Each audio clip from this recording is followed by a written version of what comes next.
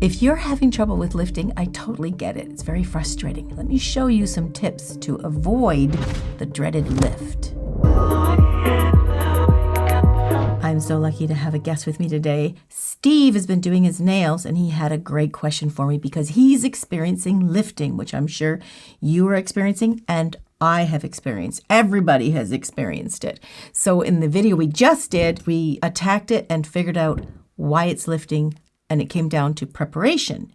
But Steve, you might not know, or maybe you do, that lifting can also be caused by application. Did you know that? Right, I've heard. Right.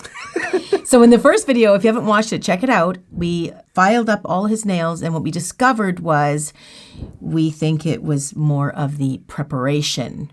But there's many variables to lifting, and application can be another thing. So we've got a couple of nails that are totally ready. We've gotten rid of all the lifted area. Now I'm going to show Steve step by step about how application is really also very important to preventing lifts. Okay? It's tough because, I don't know, there's maybe 10 things that can cause lifting, and you may do everything right every time, so you think, but it might not work on every single person. So that's why it's really hard to figure it out. Like, well, I did all the right things and I still had lifting. And you may do 10 people and 9 people might be fine, but that one person still might lift. And for you, you're only doing your nails, right? And that's the problem you're having because Steve is learning too. We're going to be really nice to Steve because he is really helping us out here. And he called me to let me know that he's got some lifting problems. Now, if you're looking at my nail, look at this. Look at these dreaded nails. Ooh. Nasty. Aren't those gross, Steve? They have been through it, let me tell you. We just moved my warehouse. Steve was helping me out, and our nails have taken a beating. I was going to fill these today, but then Steve had a much more pressing issue. So let me talk to you about application for it to prevent. We've got a couple of nails here that are completely prepped. Look at these beauties. They were lifting all the way from here to here, and that's what we discovered. They looked great. They looked like this. They were fine, but he could feel that it was coming up. It's only been about a week, right? So we filed them all off, and what we discovered, it was basically lifting on the whole nail plate. Application. So you're learning how to do acrylic, which is really brave because acrylic really takes a skill to master. But once you get it, it's the best. It's the best nail you can possibly have. In every way, strength and the application and what you can do with it is just the best. I find that it's a lot faster too. You find acrylic faster? Yeah. Oh, maybe because you bring up a good point. And I think you're finding it faster because acrylic sort of holds you to a time frame, and that's why it's hard to learn because it's pushing you to go faster when you're not ready yet. So it sets in place when you haven't finished putting it where you want it to go. Yeah. Whereas gel, hybrid gels, builder gels, all those kind of things gives you time to play, and you can play with it as long as you want to. You put it under the light. But acrylic, you're right. It does keep you to a clock. Mm-hmm. So it does make it harder to learn, but you're right. It does make it faster. So when you're doing the application, I can show you what I do, and then maybe you'll see it. Maybe you even want to try it, and we can sort of figure it out what you're doing wrong. So what we want to do, and please ignore my nails. They're just gross. I can't stand it. I never sit at a nail table or the camera and do nails when my nails are gross. Okay, so I've got a nice little mixture here between my foundation pink and pink tint. I'm going to show you how the cuticle application is done. I'm just going to start at the cuticle. Okay, so first of all, I am going to strongly advise to use smaller beads. I don't know if you've guys seen the big beads out there, but don't do the big beads. Or the one bead method, that's going to just sabotage you. Do not do that whatsoever. That's going to totally throw you off. So you want to do it in smaller beads, especially when you're learning. Now, as you get better at it and better powder control and your liquid to powder ratios, really getting it down, then you can use bigger beads and maybe even do a smaller nail with one bead. But I see a lot of people out there saying that they're doing it right with one bead, and they're not. So we don't want to get into that habit. Don't follow that. So what I'm going to start with is a small bead, and I'm going to do it near the cuticle. And I'm just going to get my brush saturated with monomer. Now I'm going to get a rather smaller bead. I'm going to hold in there for a few seconds. Then I'm going to place this tiny little bead. It's just like you can see, it's like the size of a cuticle bead, right? Don't worry about that little dust there. That don't matter. And then I'm going to flatten. All I'm doing is I'm flattening. Now I do have my brush on a bit to exaggerate, a bit of an angle. It's not totally flat this way. It is for the most part, but I'm going to put it on an angle near that cuticle, and I'm softening it near the cuticle, and I'm basically melting it near the cuticle, and then I'm pushing it toward the apex of the nail, right? I could have even gone smaller. Do you see how even the cuticle is?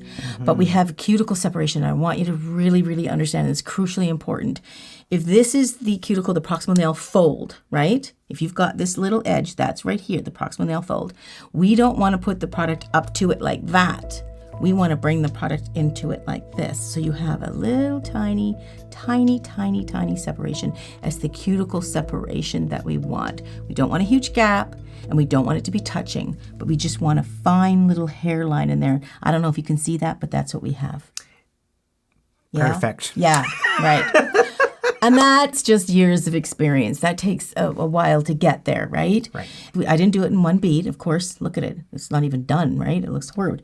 But we got the cuticle application is happy now because it's low profile, and the less likelihood of that lifting is way, way better, right?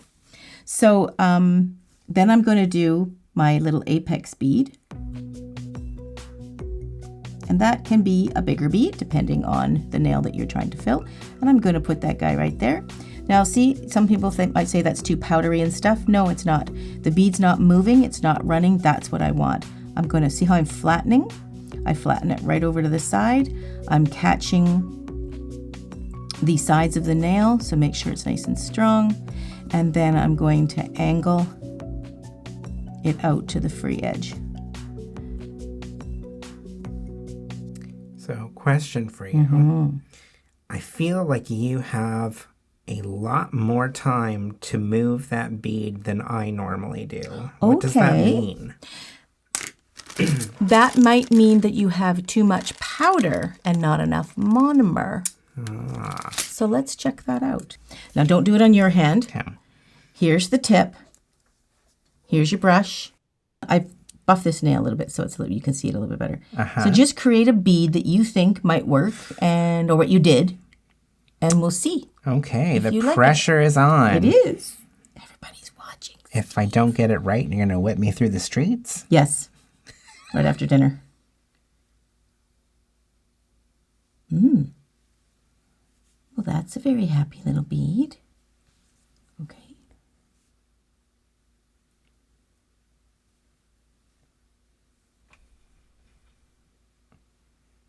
Well, that's a very good little bead.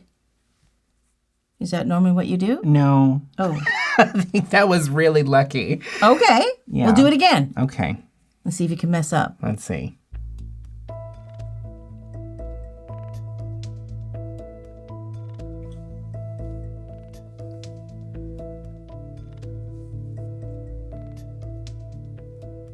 The consistency of that bead was pretty good too. Yeah, I gotta say. Why doesn't Steve, it work?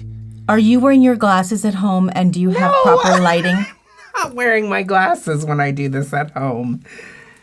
Yeah. Might that be why? I suppose it could be, but I don't know. Okay, well, try to make the bad bead that you don't like. Here, okay. What about room temperature? Could that be a consideration? Yes, temperature can, but it would have to be dramatic. I mean, you're making some perfect beads. I don't know what your problem is. That's a pretty good one too, yeah.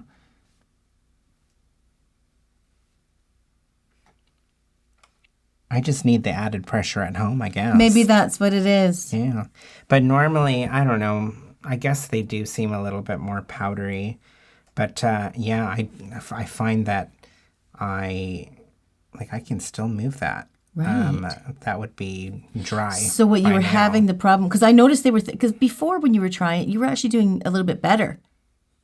You know, sometimes I do find that people, when students especially, the first bead that they try or the nail they make is good. And then after that, like the rest of the day or next day, it's worse because I think they're overthinking it.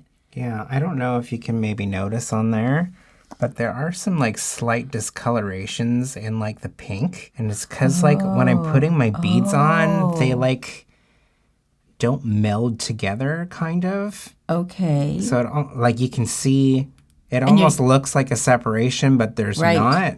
Is it a little bit whitish?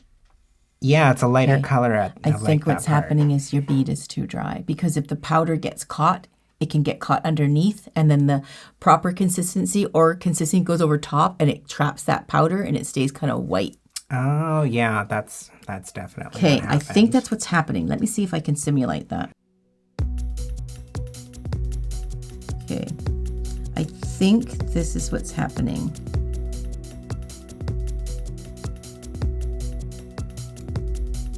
So when you put a bead on, you have the dryness in there. Is it more it's like like that? that. Okay, you got too much powder in there. Okay. So what's happening is, I'll show you. I can't really do it right now because I don't need to sound It's hard arrogant. to screw up that bad, eh? It's hard to mess up because, hey, for 40 years I try to do it perfect, and it's really hard to go back, if that makes any sense.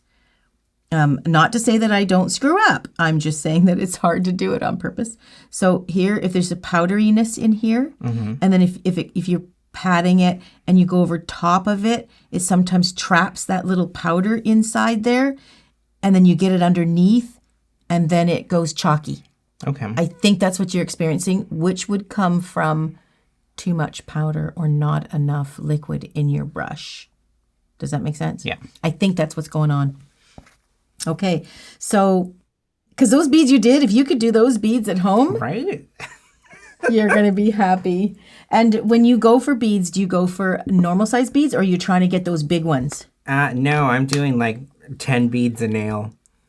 Good. Yeah. That's really good. I judged a competition once, and the girl, I think she was the winner. She made a nail of 7 beads, and she was the winner of the competition. It doesn't matter how many beads you're using. It just measures the consistency on the bead and where you're putting it, right? Because this nail's looking pretty good, but I didn't blend the cuticle here because I was really focusing on this. So I'm just going to take a little bead. I don't need much. It's a little bead. I could put it on the side. I could put it on the end, but I'm going to put that right here. And I am literally going to blend this guy. I'm doing that cuticle area again. And I'm just going to blend it into the rest of the nail, into the apex.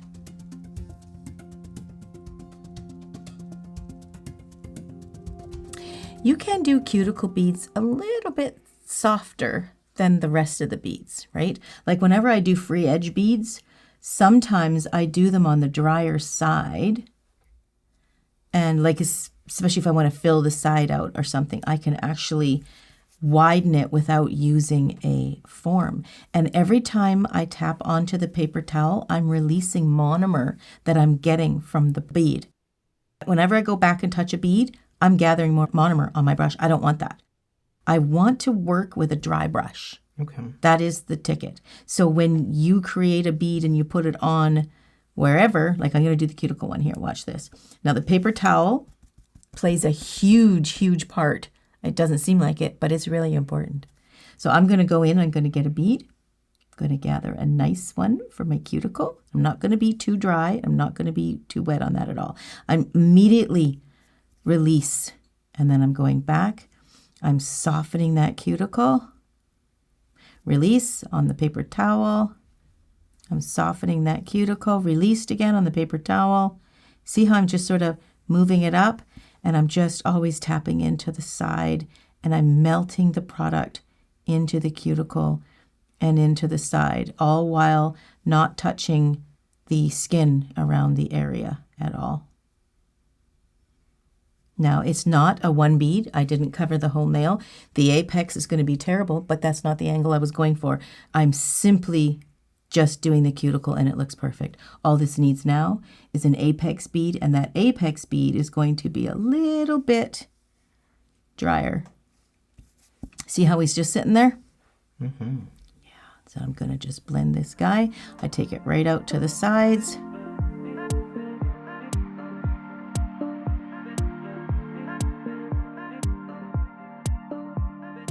And I'm just going to take him right to the very end of that nail and brush it off.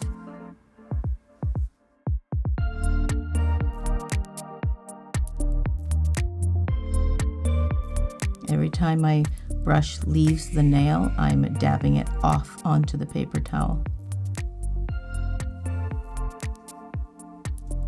Okay.